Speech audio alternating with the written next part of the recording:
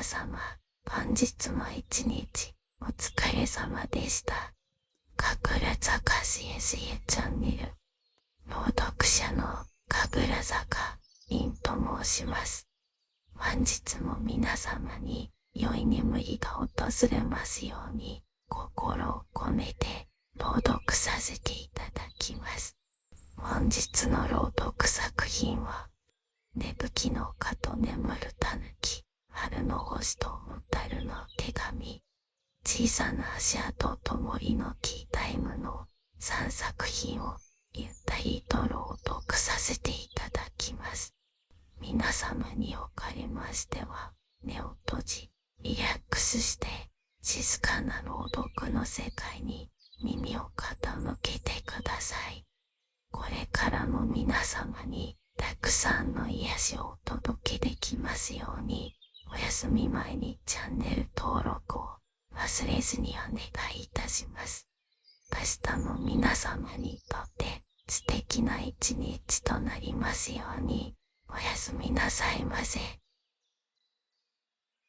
寝吹きの丘と眠るたぬき。春の光が優しく森を包んでいました。冬の間眠っていた草花は一つまた一つと顔を出し、小鳥たちのさえずりも森中に響き渡っていました。ここは海と山に囲まれた町のはずで、その奥に広がる静かな森の中、少し小高い丘の上には柔らかい土が広がります。春の風が吹くたびに寝吹きの匂いがふんわりと舞っていました。この日、ポーションや星降る雫の天使、エルフの女性員は春の箱を探して森の中を歩いていました。長い年月を生きる銀は人と自然を愛し、今日もまた誰かの心を癒すポーションの材料をゆっくりと探していたのです。この辺りには春だけに咲く星根草があるはず。そうつぶやきながら、銀は日だまりの中にしゃがみ込み、土の中から顔を出したばかりの小さな双葉に指をそっと伸ばしました。その時です。スッスッ、風に混じってどこかから小さな寝息が聞こえてきました。音のする方へ歩いていくと、一本の太い木の根元に丸くなって眠っている小さなタヌキが見えました。ふかふかの苔の上で丸くなってとうとうと眠るその姿は、まるで冬の名残のようでした。まあ、こんなところに。銀はそっと近づき、しゃがみ込んでタヌキを覗き込みました。小さな体がゆっくりと上下に動いています。どうやらまだ夢の中にいるようでした。あなた、もう春になったのにまだ起きられないのかしら。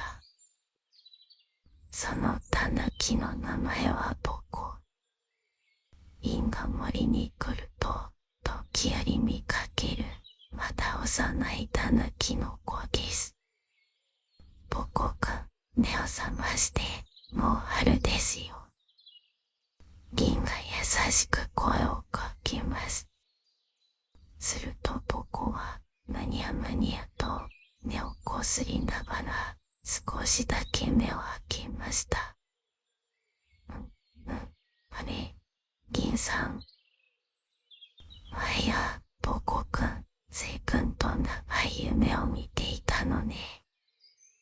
ボコは大きなあくびを一つして、またペタンと地面に倒れ込みました。まだ眠たいの。もっと春の夢の中にいたかった。そうですか。でももう春は始まっていますよ。銀は微笑みながらポコの耳のあたりをそっと撫でてあげました。ポコは目は覚ましたものの、まだ体が重そうです。冬の間、ずっと眠っていたせいで、体が温調子ではないようでした。春の目覚めがちょっぴり遅れているようですね。銀は太ポーチから小さなノートを取り出しました。それはポーションのレシピや森で出会ったことを記す手帳です。ページをめくりながら銀はつぶやきました。確か、芽吹きの丘のおしめ草と朝露の雫を組み合わせれば。そう言って彼女は木の根元にかがみ込み、小さな実を取り出しました。それは春の夜明けにだけ集めた草の葉からこぼれた草露の雫。そしてそばにはさっき見つけたおしめ草。この二つが合わされば春の目覚めのポーションになるはず。銀はポーチから黄色の小さなサジを取り出すと、その場でそっと調合を始めます。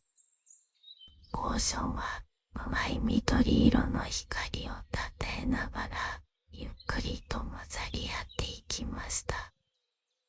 その光景はまるで春の森そのものが目を覚ましていくようです。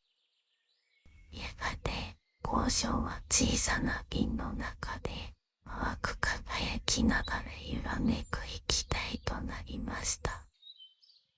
銀はポコのそばにしゃがみ、調合したばかりのポーションを差し出します。ポコくん、このポーションを飲んでみてください。森の目覚めの力があなたの体に春を届けてくれるはずですよ。ポコはまだ少し眠たげに目をこすりながら瓶を両手で持ちました。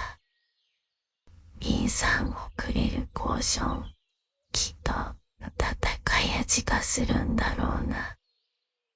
そう言ってポコは一口ごくりと飲みました。途端に周りと優しい風が吹き、ポコの体も暖かく包まれました。それはまるで春そのものが心の中に流れ込んできたような優しい感覚です。なんだか体の中がポカポカしてきた。ポコは小さな手を見つめながら少しずつ笑顔を浮かべていきます。その目にはまだ少し眠気が残っていましたが、もうどこか軽やかさが戻っていました。ねえ、リンさん、僕ね、夢の中で不思議な春を見てたんだよ。ここは夢の中の出来事を語り始めました。大きな花が咲いて、その中で小さな光の妖精が歌ってた。それでね、僕はその歌を聴きながら、ふかふかの土の上をコロコロ転がって、そしたら春の香りがしてみんなが笑ってたんだ。リンは優しくポコの頭を撫でました。それはきっとこの森がポコくんに見せた夢ね。森ってやっぱり優しいね。ポコの目がほんの少しキラキラと輝いて見えました。ここは春の目覚めのポーションを飲んで、すっかり体が軽くなったようです。目をパッチリと開けて、コロコロとした足取りで歩き始めました。ねえリンさん、森の中ってこんなに明るかったんだね。春になると木々も目を覚まして太陽の光をいっぱいに浴びるのですよ。芽吹きの丘の周りには様々な春の印が溢れていました。柔らかなつぼみ、暖かな土の香り、小さな虫たちの青と、そして春の風に乗ってやってきた色とりどりの花びらたち。僕はその一つ一つに驚いたり笑ったりしながら歩きました。リンさん、これ見て。葉の上に小さな水の粒があるよ。それはね、幸せの雫って呼ばれているの。朝露が光と風を集めて生まれた森からの小さな贈り物。僕はその雫をそっと指でつついてみました。ひんやりと冷たく、でもどこか心の奥まで透き通るような感覚がします。森って目を覚ますたびに新しいものをくれるんだね。春は眠っていたものすべてにお帰りなさいって言ってくれる季節ですからね。小道を歩いていると、一本の若い木のそばで僕はふと立ち止まりました。ここ、僕知ってるかもしれない。そうなのですか。冬になる前、家族と一緒にここでどんぐりを拾ったんだ。その時も風が暖かくて木が揺れてて、すごく楽しかったな。僕の言葉はどこか懐かしさと寂しさを含んでいました。でも、冬が来て僕は一人で気づいたら誰もいなかったん。銀は僕の肩にそっと手を添えます。僕くん、その気持ちはちゃんと春が抱きしめてくれるわ。春が。森はね、季節が巡っても記憶を忘れたりしないの。あなたが過ごした時間も感じたぬくもりもずっと森の中に残っている。そしてあなたが目を覚ました時にちゃんと返してくれるもの。ここは静かにうなずきました。そして目を閉じて森の音に耳を澄ませました。するとどこか遠くから小さな声が聞こえてきました。僕。その声は風に乗って優しく届いてきました。この声、ママだ。森の向こうからポテポテとかけてくる少し大きめのタヌキが見えました。その後ろにはおっとりした表情のパパタヌキと元気いっぱいの兄弟たち。僕はよかった。ここは飛びつくようにママのもとへ駆け寄りました。そのままぎゅっと抱きしめられて、まるで春の日だまりに包まれたような安心感に、僕の目にはうっすらと涙がにじんでいました。ごめんね、心配かけて。僕、春の夢を見てたんだ。そうなの、ここが元気でいてくれたなら、それだけでいいのよ。いいわ、少し離れたところから、その様子を見守っていました。その目は優しく細められ、春の光のようにキラキラと輝いています。やがて僕がリンのところへ駆け寄ってきて、ちょこんと頭を下げました。リンさん、ありがとう。ポーションも、優しい言葉も、全部、春みたいだったよ。いいのですよ。ポコくんが春の森をまた歩き始めてくれたこと、それが何よりの贈り物ですから。ポコはぴょんと跳ねるように丘を降りていきます。家族と一緒に楽しそうな笑い声を響かせながら森の中へ帰っていきました。日が傾き始め、空には淡い夕暮れの色が広がっていました。リンは芽吹きの丘に一人腰を下ろし、星根草の葉に残る雫を指先ですくいました。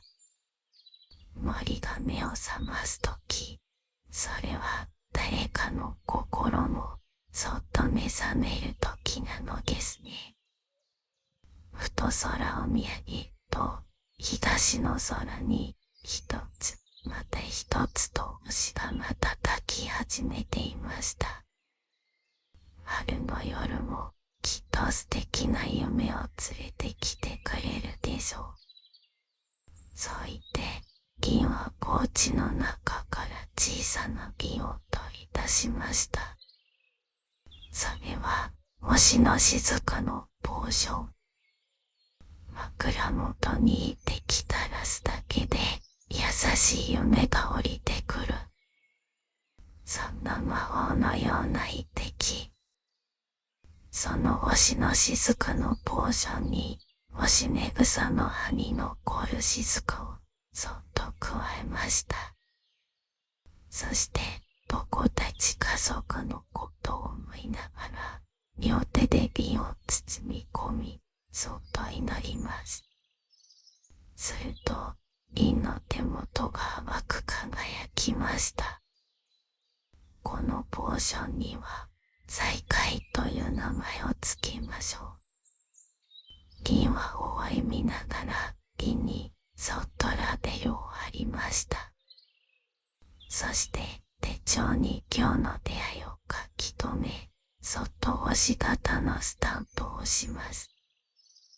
銀は空を見つめながら春の風に乗せて心の奥まで届くように優しくつぶやきました。また会えますように。そして春の夢があなたの心に咲きますように。その言葉が風に乗って森地を巡る頃、遠く離れた木々の間でも一つまた一つと命の芽吹きが始まっていました。春の優しさはひとときの訪れではなく、出会いの記憶とともにずっと心の中で生き続けるのです。銀はそっと目を閉じ、手のひらに残った温かさを胸に感じながら静かに立ち上がりました。夜が森を包み込みます。でもその夜には希望の光が静かに瞬いていました。星々は変わらず空の高みに瞬きながら、今日もまた静かな夢の入り口を見守ってくれています。そして春の森の物語は優しい記憶となり、これからもそっと誰かの眠りを照らし続けていくのでしょう。おやすみなさい。あなたの夢にも春の光がそっと降り注ぎますように。春の星と小樽の手紙。海と山に囲まれた小さな町。その町の外れにそっと佇む一軒のポーション屋がありました。店の看板には星降る雫と書かれています。丸い窓からこぼれる明かりと木の扉に揺れる小さな麦。店の中には淡い色をした色とりどりのガラス瓶がずらりと並んでいます。そのガラス瓶はまるで星のかけらが詰まっているかのように一つ一つが静かに輝いていました。このお店を営むのはペルーの女性、銀です。長い年月を生きる彼女は海辺や森、山の中を歩いては薬草や星の光を集めて一つ一つ心に寄り添うようなポーションを作ってきました。このお店は眠りを誘うための場所でもあるのですから。そうエマリンは今日も星空を見上げながら瓶の一つに優しく線をしました。それは春の夜のことでした。静かな店内で瓶がランプの火を小さくし、いつもの窓辺でハーブティーの湯気に目を細めていた時です。ゴツンと窓ガラスを優しく叩く音がしました。ほら、何でしょうか。窓をそっと開けると、そこにいたのは一匹のオタルです。でも、どこか普通のオタルと違いました。その背中には小さなガラスの小瓶が結ばれていたのです。そして中には小さく丸められた紙の手紙が入っていました。オタルはまっすぐ瓶の手のひらに降りてきて優しく光を灯します。瓶はそのガラス瓶に見覚えがありました。これは誰かの願いがこもっているのですね。銀はそうつぶやきながら瓶の栓を開け、手紙をそっと取り出します。その手紙には古びた文字でこう綴られていました。銀さんへお元気ですか。私は森の奥のフクロウ、グランです。実はこの春、長く見守ってきた音の泉が眠ってしまったのです。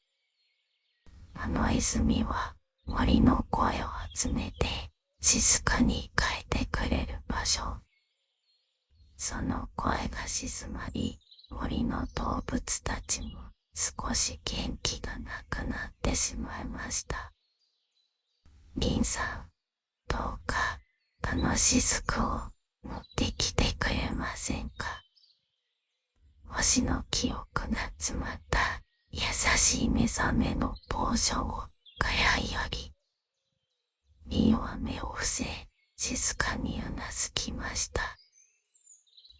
フランさん、困りなのですね。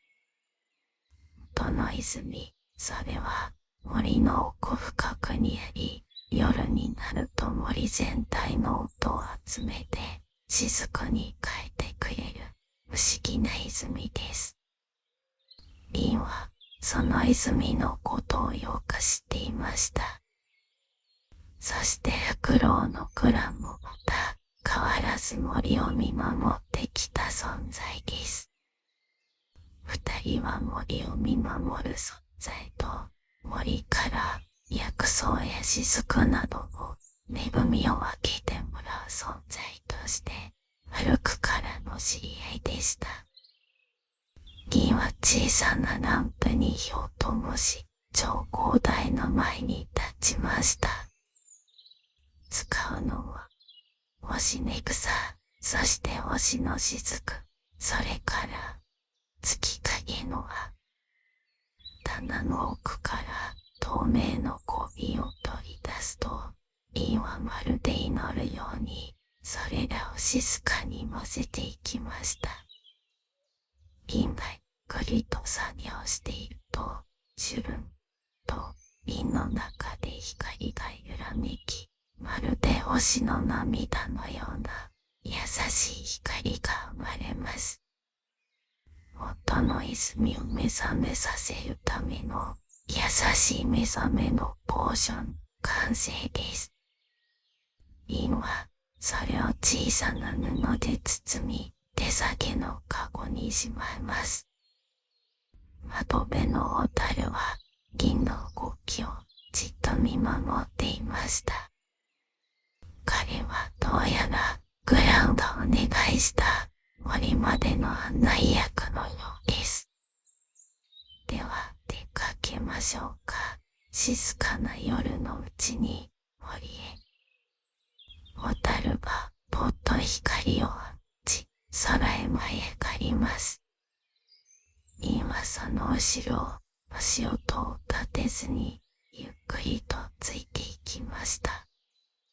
外には優しい春の風、草の匂いと星の気配。街の明かりを背に、瓶と小樽はゆっくりと森の奥へと向かっていきました。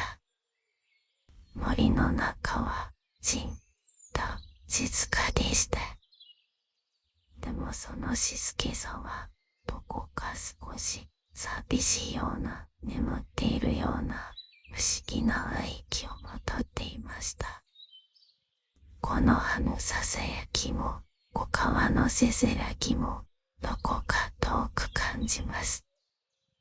それは音の泉が眠ってしまった証拠でした。銀は歩きながら葉の一枚一枚にそっと触れていきます。こんばんは、今夜は冷えますね。でももうすぐ夜も暖かくなりますから、その風があなたたちに歌を連れてきますよ。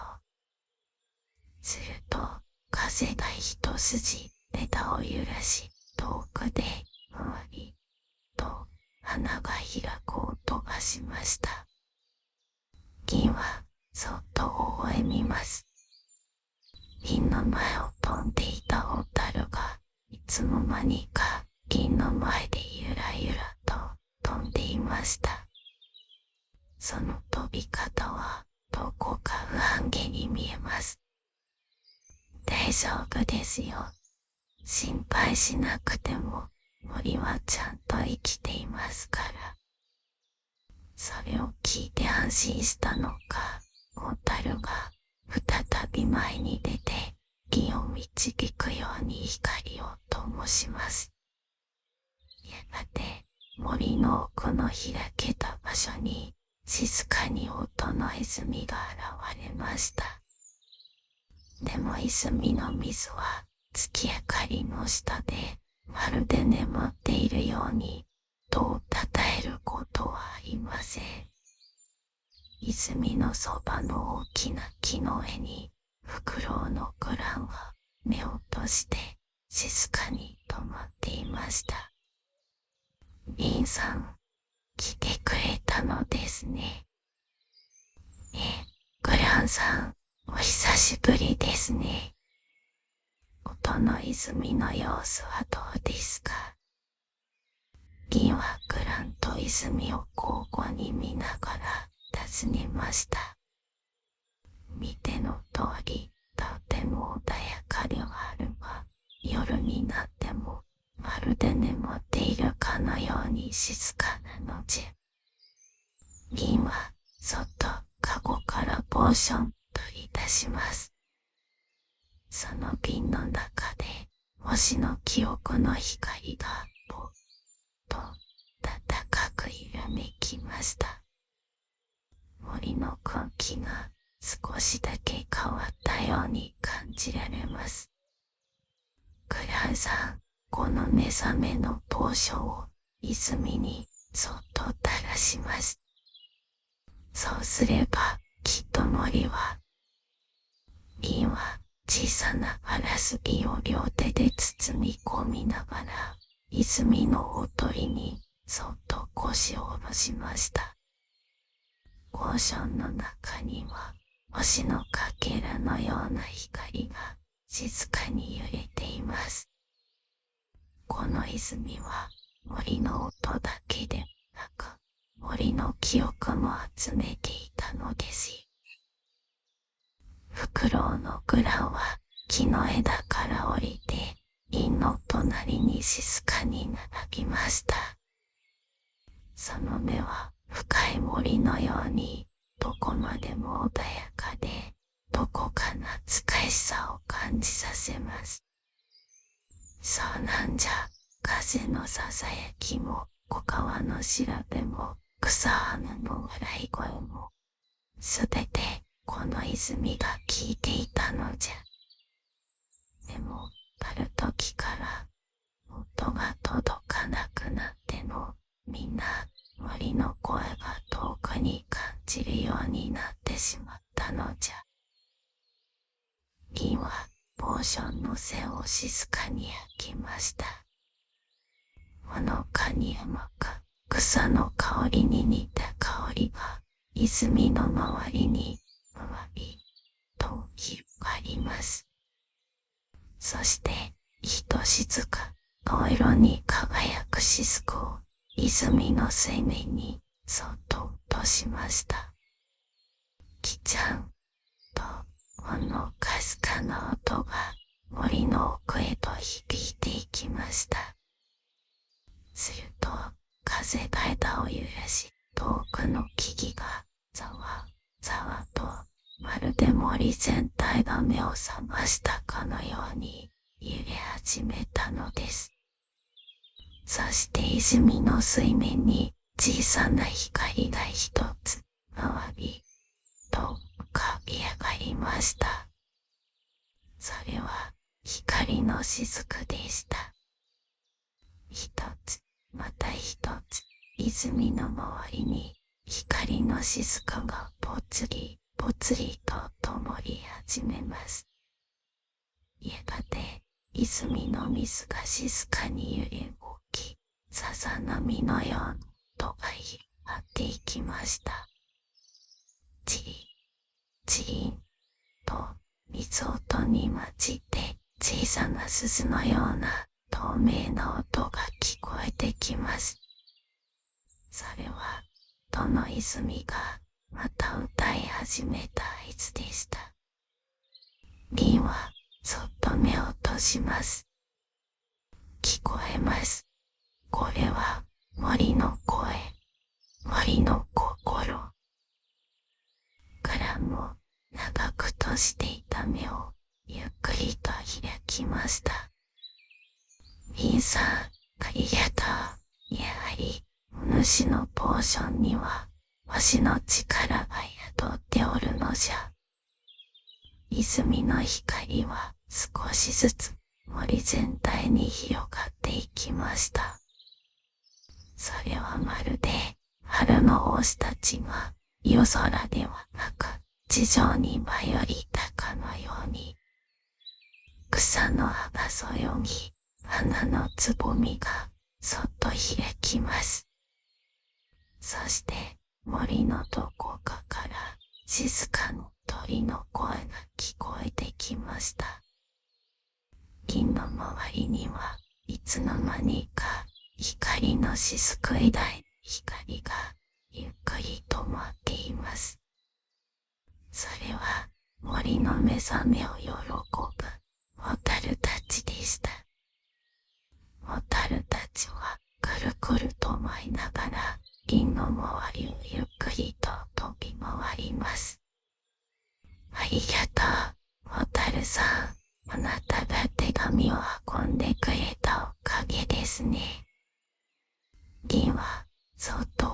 みました。音の泉が目を覚ました後、森には以前にも増して優しい静けさが広がっていきました。それは何もないという意味ではなく、守られているという静けさ。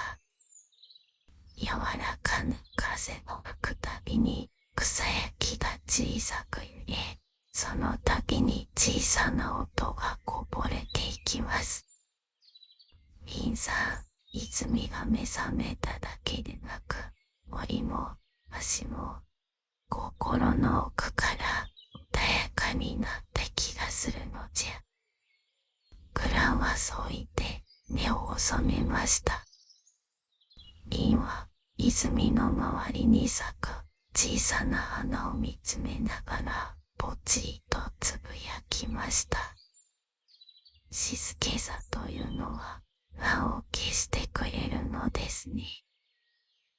音がなくても心が穏やかになる。そんな時間が誰にとっても必要なんだと思います。ふと空を見上げると木々の間から星空が覗いていました。たくさんの星が変わらず静かに瞬いています。星々はいつまでも変わらずそこにあります。たとえ雲に隠れても風に揺れても、それが私たちの心を支えてくれるんです。グランは静かにうなずきました。わしはどの泉が目覚めたことでようやく気づいたのじゃ。静けさも音もそして思い出も全部がつながっておるということに。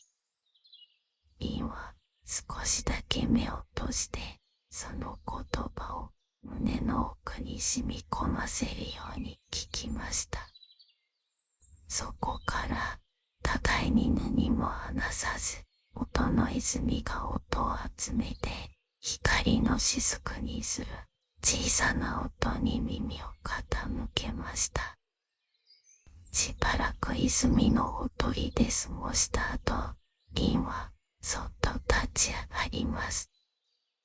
そろそろ帰りますね。お店に戻って朝の準備をしないと。ホタルが一匹リンの肩に止まりました。グランは翼を少し広げています。また森に遊びに来てほしい。ポーションではなく、ただお茶を飲みにでもな。はい、今度は森のハーブティーを持ってきますので、グランさんは森の恵みを集めてくださいね。リンは笑って森を後にしました。夜が明け始め、空がほんのりと白んできます。森の端に優しい朝の光が差し込み、草の葉に透明な雫がきらめいていました。あら、からのビヨンできておけば、朝の雫を集められたのに、残念なことをしてしまいました。リンはそんなことを考えながら、二人を見ながら歩きます。音の泉と一緒に目覚めた森も、朝の星も、どちらもやっぱり美しいですね。リンは店へと続く小道をゆっくりと歩いていきました。やがて遠くに押し降る雫の悪い窓が見えてきます。その窓からは朝の光がふんわりと差し込んでいて、瓶の中のポーションがまるで星のように輝いていました。その夜、リンは店の棚の前で小さな瓶を棚に並べながらふと立ち止まりました。清盛で使ったのと同じ星の記憶が積もった目覚めの交渉。ひとしずくが眠れぬ夜も誰かにそっと明かりを灯してくれることを願って、凛に優しくラベルを貼ります。そして今日の出会いを本に記録し、そっと星型のスタンプを押しました。きっともう大丈夫とは、光の雫の記憶の中にも生きていて、またどこかで優しく響いてくれるはずですから。銀は小さなランプの火を灯しながら星空を見上げました。すると窓の外で一つの光の雫はそっと消えていきます。その光はまるで森の泉からこぼれた音のように静かで温かく心をゆっくりと包んでくれました。今夜もまた静かで穏やかな夜が始まります。そしてきっと明日も優しい光に包まれた穏やかな一日が始まるでしょう。小さな足跡と森の木体も、海と山に囲まれた小さな町に春の光がゆっくりと町を包みます。その町の外れ、そこには一軒の古びたポーションや星降る雫が静かに佇んでいます。店内には今日も星のように光る小瓶が並び、ほのかに草と花の香りが漂っていました。店主は長い年月を生きるエルフの女性、イン。彼女は森で摘んだ薬草や月の雫、星明かりを使って優しいポーションを調合する日々を送っていました。その朝、銀はいつものように店の前を履いていました。小さな大きで落ち葉を集めていましたが、突然の春の風で集めた落ち葉がふわりと飛ばされてしまいます。ふと足元に目をやると、そこには、これも泥のついた小さな足跡が扉の前に残されていたのです。リスや小鳥のものではありません。丸くて柔らかく跳ねるように続くその足跡。これはうさぎさんの足跡ですね。銀は微笑みながら扉を開けて店の中に入りました。扉を開けた瞬間、ほんの少し春の風が店内に吹き込んでいきます。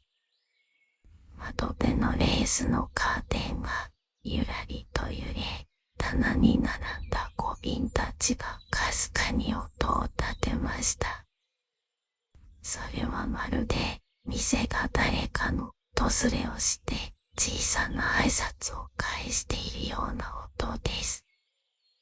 すると窓辺の奥に白くふわふわした小さな影がじっと丸まっているのが見えました。その子は小さなウサギです。名前はねね、まだ森に住んで間もない幼い子ウサギでした。ねねは目をまん丸にして木を見上げます。ごめんなさい。勝手に入っちゃって。銀は優しく首を振って言いました。大丈夫ですよ。外は春になったのに、まだ肌寒いですね。今日はどうしたのですか。ねねは少し首をすくめて小さな声で答えました。森で家族とはぐれちゃって、怖くて森を歩いていたら、このお店が見えたの。銀はネネの体についた泥をそっと払いながら微笑みました。銀の指先は柔らかく、まるで春の芽吹きを撫でるように丁寧にネネの背を撫でます。木に残っていた朝露が朝の光を受けてキラリと光りました。そうだったのですね。よく来てくれました。疲れたでしょう。今、温かいハーブティーを入れましょうね。ネネの耳がキクンと動きました。ハーブティーってあったかいの？とてもあったかくていい香りがしますよ。銀は店の奥から春の森で摘んだハーブを数種類取り出しました。レモンバーム、カモミール、そしてほんの少しのミント。それらをティーポットに入れ、湯気が昇るポットを静かに置きます。お湯を注いだ瞬間、カップからふわりと立ち上った香りは、まるで森の深呼吸のようでした。部屋の中はたちまち優しい香りに包まれます。ネネはそっとティーカップを両手で持ちました。あったかい。その言葉にギはにっこりとうなずきました。ほら、飲んでみてください。体も心もポカポカしてきますよ。ネネは小さな舌でハーブティーをペロリと味わいます。そしてしばらくしてポロリと涙をこぼしました。おうち、どこかわからなくなっちゃって、寂しくて怖くて。イはそっとネネの背に手を置きました。その手つきは優しく、ネネの鼓動は少しずつ落ち着きを取り戻していきました。大丈夫ですよ。森はあなたをちゃんと見ていてくれますから。ネネは驚いたようにイを見つめました。森が見てるの？あなたが寂しくて泣いていたとき、風があなたの毛を優しく撫でてくれていたでしょう。ネネはごくんと小さくうなずきました。木々も葉っぱも鳥たちもあなたが無事にお家に帰れるようにって願っていたんですよ。だからこのお店に導いてくれたのです。イの声にネネの耳がそっと揺れました。それはまるで森の音にもう一度耳を澄ませようとしているかのようです。ネネはその言葉を聞いてふっと肩の力を抜きました。銀さんはどうしてそんなことがわかるの？銀は窓の外を見ながら柔らかく答えました。私は長い間森と一緒に生きてきましたから。森の風も光も時々そっと話しかけてくれるんです。その時、窓の外に一羽の小鳥が止まりました。そしてチチチと可愛らしく鳴いています。ネネは目を丸くしてその小鳥を見つめました。もしかしてあの子は森の使い？多分、あなたのお家の場所を教えに来てくれたのかもしれませんね。ハーブティーを飲み終えたネネは少し元気を取り戻していました。リンが差し出した手をちょこんと握ると、嬉しそうに耳をピンと立てて立ち上がります。じゃあ、行ってみましょうか。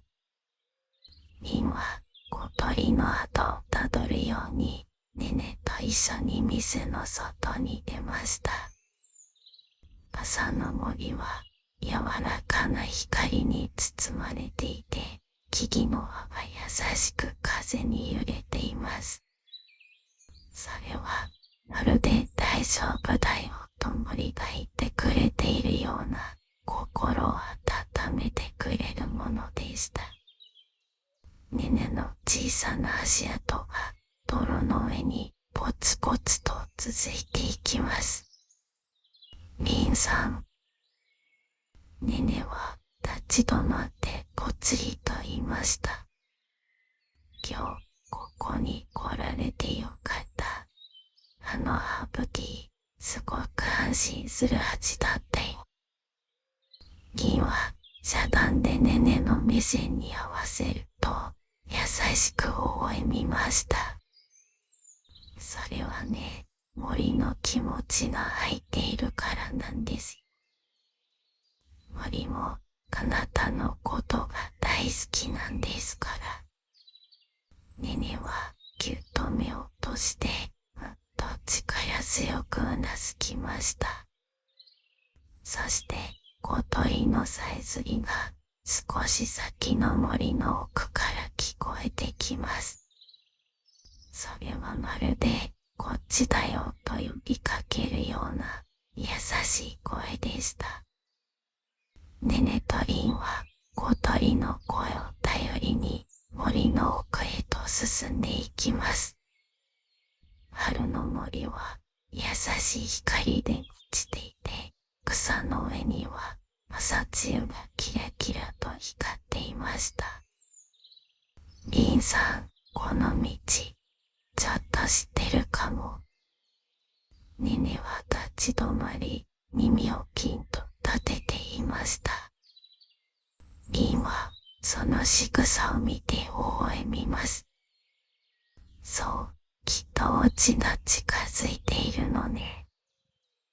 リンはネネの背中をゆっくりと撫でた後、再び歩み始めました。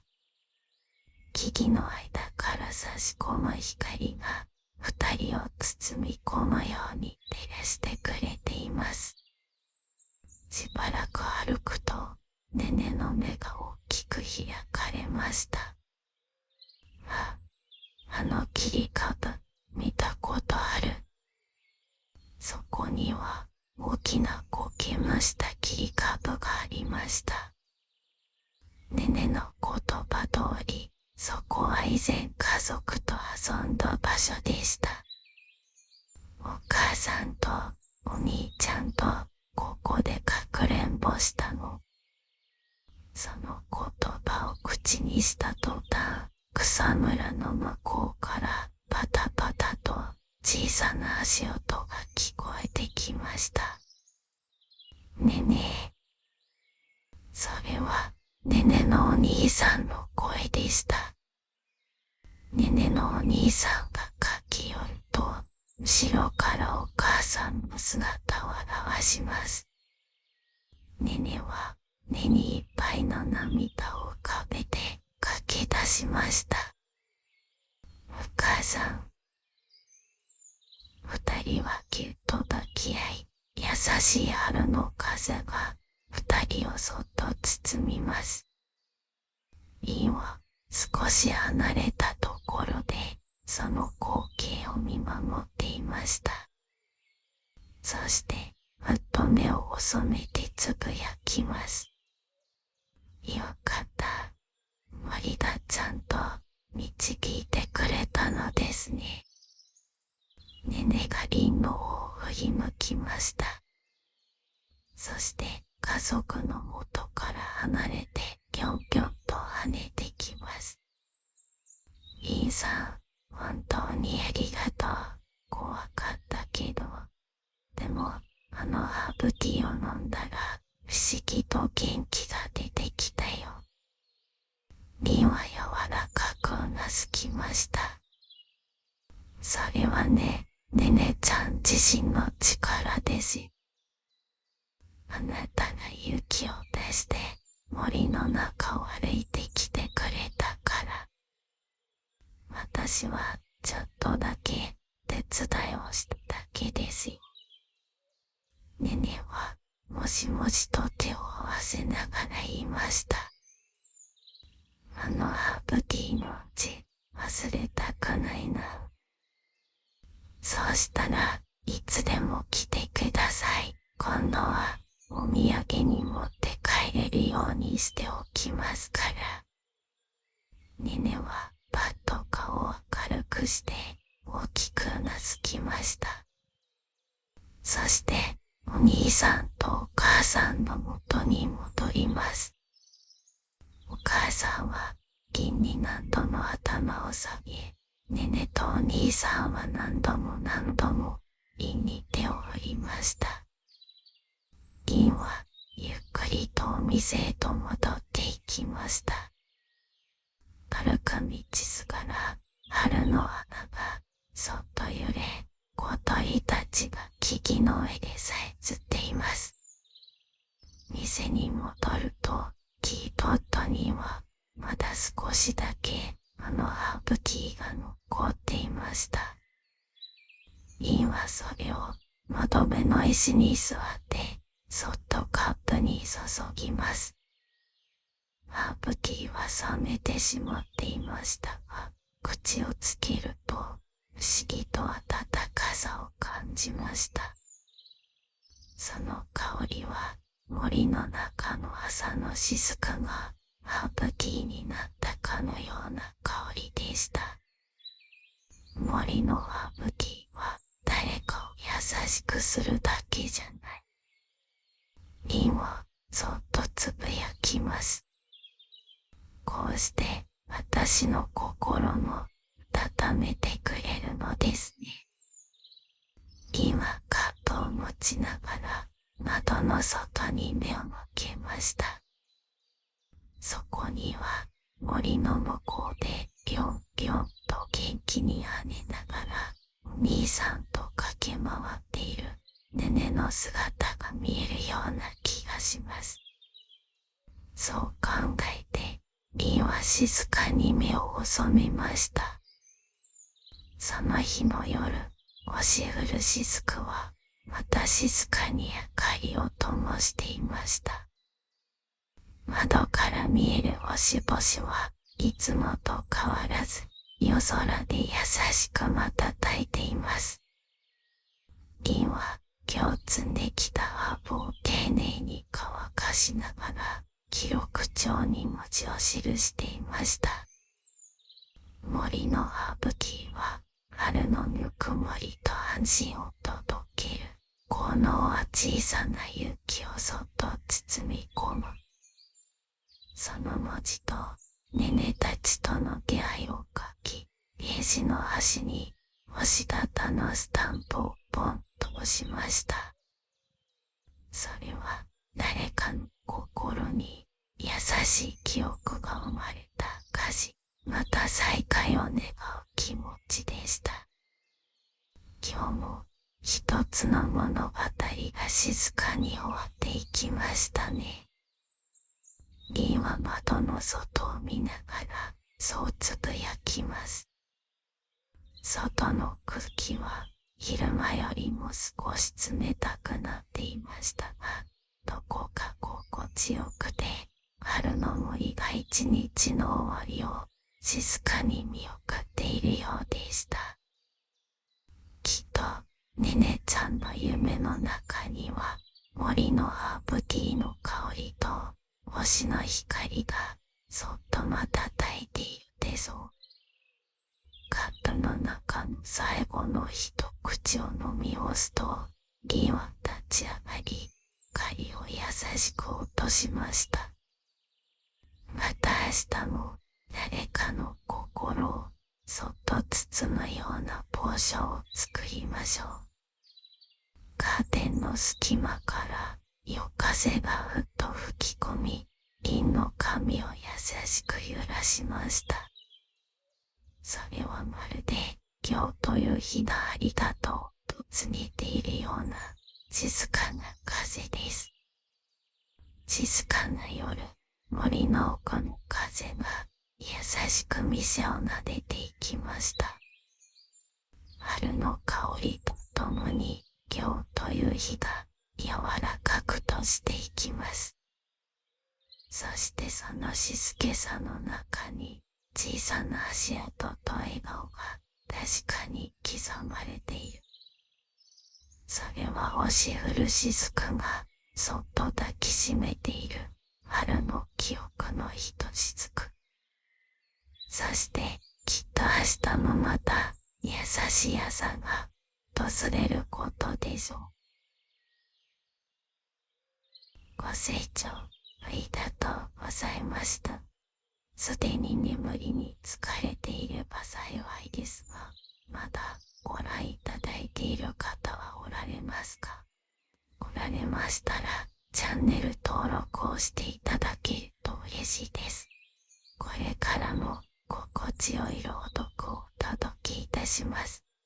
どうぞ素敵な夜をおやすみなさいませ。